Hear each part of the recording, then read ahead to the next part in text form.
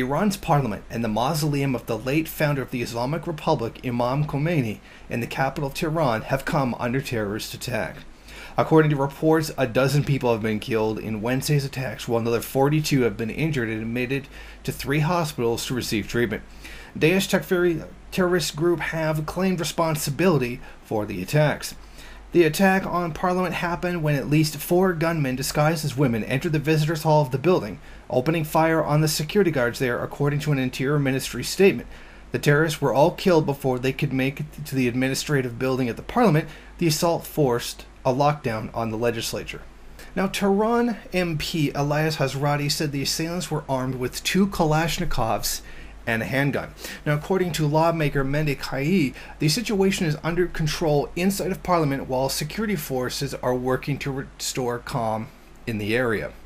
Now, the attack, as it ended, the Interior Ministry issued a statement elaborating on the terrorist incidents. According to the statement, the first terrorist group, composed of 2 people entering the mausoleum at around 10:30 a.m. local time.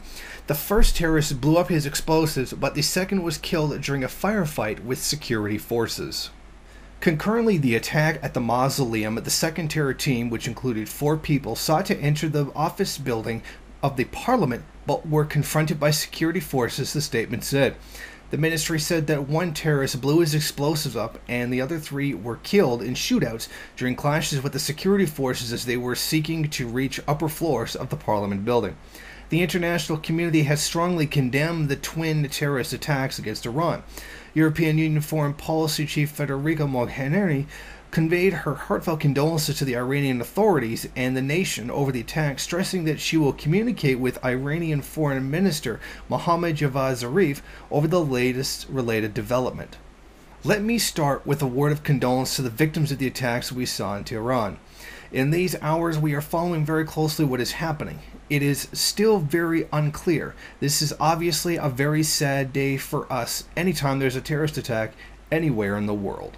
Now, Iran's Revolutionary Guards have accused Saudi Arabia of being behind the attacks on Tehran, in which at least those 12 people were killed. Earlier, the terrorist group of the Islamic State claimed responsibility for the attack in a statement which was cited by Reuters. This terrorist attack happened only a week after the meeting between U.S. President Donald Trump and the Saudi backward leaders who support terrorists. The fact that the Islamic State has claimed responsibility proves that they were involved in the brutal attack. Now, earlier, the Brigadier General Hosseini Salami, IRGC Deputy Commander, pledged retaliation for the attack. Let there be no doubt that we will take revenge for today's attack in Tehran on terrorists, their affiliates, and their supporters. Now, we should not forget that the Saudi presumptive heir explicitly made threats against Iran to transfer the fight to inside of Iran. We know that we are a main target of the Iranian regime. Reaching the Qibla of Muslims, Kaaba, is their main objective. We will not wait for the fight to take place in Saudi. We will work to take the fight to them in Iran, not in Saudi. The timing of this attack is not coincidental. This attack came directly upon Parliament itself. It also comes right before an election in Iran. It cannot be missed that this attack was intended to be an assault upon the democracy of Iran, or Iran's own democratic process. This attack also caused a 67% drop in the Tehran Stock Exchange, harming the economy. However, the long-term effects of that are yet to be seen. So we don't know what that's going to be yet, but many experts say that this is only a temporary dip.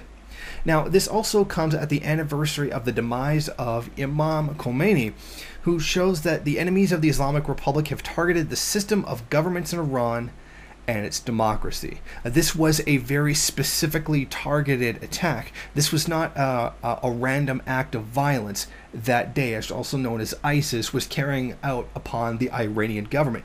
This was very much something that was intended to undermine the democratic process within the country and thus try to undermine the legitimacy of the government itself. Now, these are still preliminary reports and more information is still coming in on these attacks. Thank you for watching. If you like this program, then please head over to my Patreon page and set up a monthly donation. It's your donations that keep this program running. Also, if you would like, please rate, comment, subscribe, and share in various social media.